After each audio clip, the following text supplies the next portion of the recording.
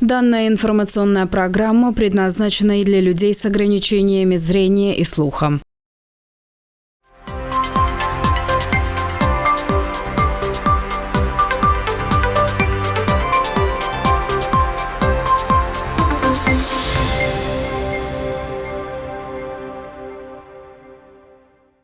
Здравствуйте! В эфире новости на канале АТВ, в студии Елена Янак. Основные новости на сегодня. Церемония награждения педагогов по случаю Дня учителя состоялась в Камрате.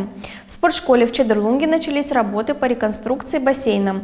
30 миллионов леев направлены из бюджета Гагаузии на капитальную реконструкцию и замену кровель.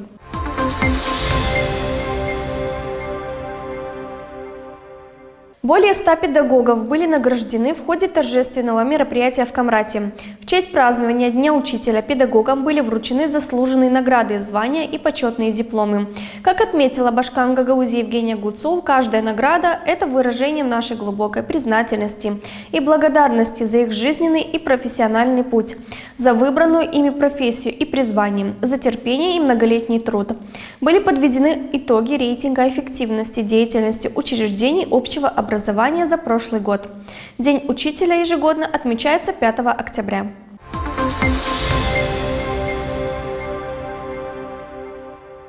В детско-юношеской спортшколе имени Валерия Потапова в муниципе Чедерлунга началась работа по капитальной реконструкции плавательного бассейна. На это из бюджета было выделено 639 тысяч леев. В Чедерлунгской спортивной школе и ее филиалах боксом и борьбой занимаются 343 ребенка, ежегодно добивающихся призовых мест на республиканских и международных соревнованиях. По завершению инфраструктурного проекта здесь будут возобновлены занятия по плаванию, что благоприятно скажется на физической подготовке будущих чемпионов.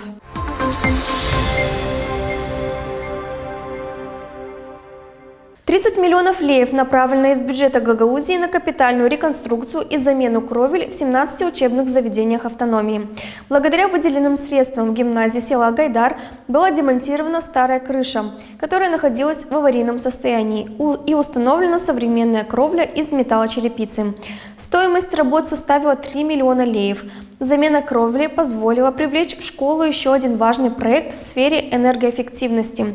При поддержке Агентства по развитию Республики Турция ТИКа на крыше установлена солнечная электростанция мощностью 50 киловатт, полностью покрывающая потребности учебного заведения в электроэнергии.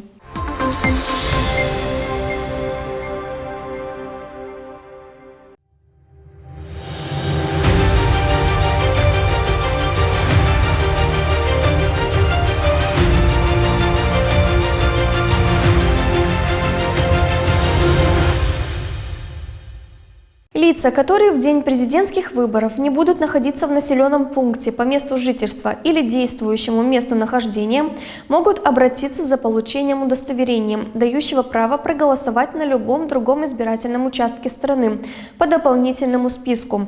Центральная избирательная комиссия уточняет, что удостоверение на право голосования выдается участковым избирательным бюро, которому прикреплен избиратель по месту своего жительства или действующему месту нахождения. Заявление можно подавать до 19 октября включительно.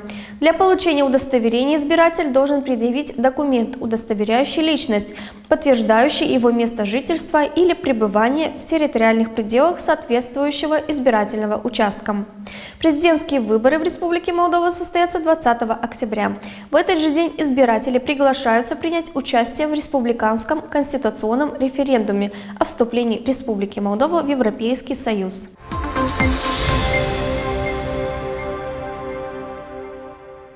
С 1 октября избиратели могут проверить в режиме онлайн правильность составления списков избирателей и информацию об избирательном участке, на котором они будут голосовать на предстоящих выборах 20 октября. По сообщению Центральной избирательной комиссии, проверку данных из списка избирателей можно осуществить, зайдя на страницу verifica.check.md. Чтобы узнать, на каком участке граждане будут голосовать, они могут получить доступ к той же странице в разделе «Узнай, где голосовать».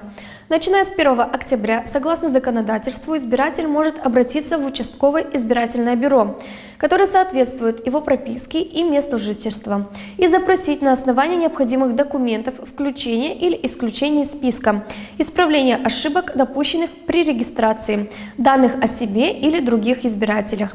Изменения в списках избирателей можно запросить не позднее, чем за 7 дней до дня выборов. Избиратель может быть зарегистрирован только в одном избирательном списке и на одном избирательном участке на основании документов, удостоверяющих его место жительства.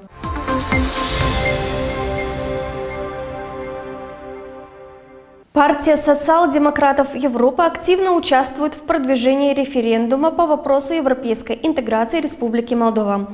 Главный аргумент в пользу присоединения к Европейскому Союзу – это безопасность граждан.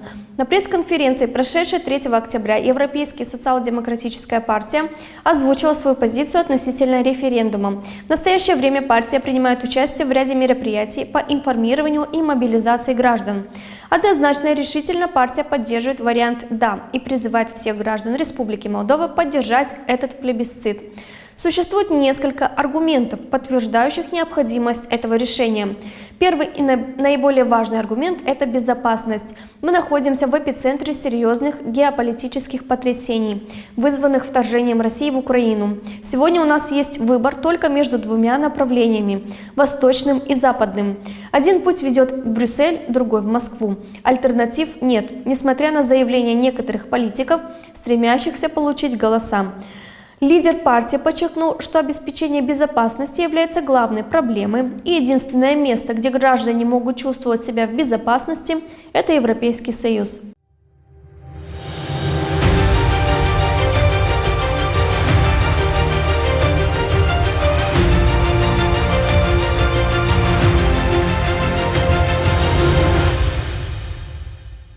Если граждане получают телефонные звонки о задолженности перед фондом обязательного медицинского страхования, они должны сразу сообщить в полицию.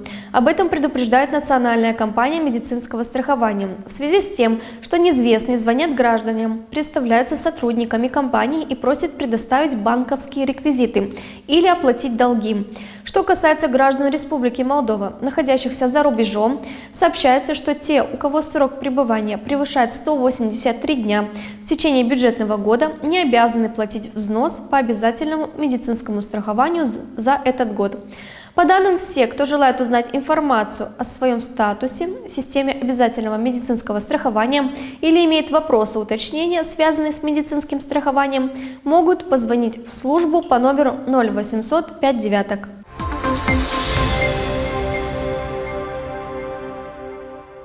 37-летний мужчина был приговорен к 14 годам лишения свободы за изнасилование 9-летней девочки в феврале 2020 года. Согласно сообщению Генпрокуратуры, несовершеннолетняя является дочерью его кумов, у которых он находился в день совершения преступления, когда они все распивали спиртные напитки, а после этого мужчина вступал в сексуальный контакт с девочкой. Подозреваемый, находившийся на свободе весь этот период, объявлен в розыск. В Генпрокуратуре заявляют, что он будет задержан и помещен в превентивное заключение. Суд установил ему наказание в виде лишения свободы сроком на 14 лет с исполнением наказания в колонии закрытого типа. Подсудимый не признал себя виновным, а приговор может быть обжалован.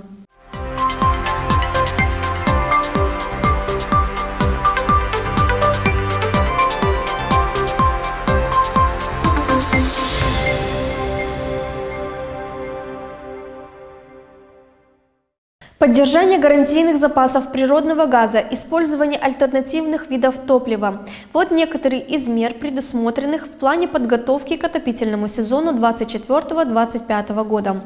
Согласно пресс-релизу правительства, документ устанавливает необходимые меры для обеспечения энергетической безопасности Республики Молдова в контексте рисков, связанных с перебоями в поставках газа со стороны «Газпрома». Помимо создания и поддержания запасов природного газа, предполагается увеличение коммерческих мощностей на границе с Румынией. В то же время будут обеспечены запасы мазута, угля и альтернативных видов топлива. Электрогенераторы в государственных учреждениях будут проверены, а те, у кого нет такого оборудования, будут оснащены ими. Также будут поощряться использование биомассы и возобновляемые источники энергии. будет ускорена реализация программ энергоэффективности.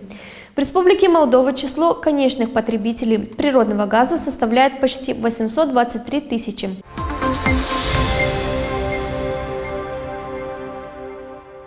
У детей Республики Молдова должен быть доступ к безопасной и здоровой онлайн-среде. Кабинет министров утвердил план действий, признанный обеспечить защиту детей от рисков пользования интернетом.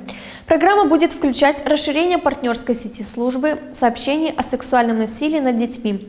Будут проводиться информационные кампании о рисках в онлайн-пространстве, которым могут подвергнуться несовершеннолетние, а также продвигаться услуги по сообщению о случаях насилия в онлайн-среде. Также в общеобразовательных учреждениях будет контролироваться выполнение стандартов онлайн-защиты и безопасности учащихся. Эти действия обеспечат сведение к минимуму подверженность несовершеннолетних рискам в онлайн-среде, повысят ответственность за использование интернета, а также проведение образовательно-просветительской деятельности для информирования как детей, так и взрослых.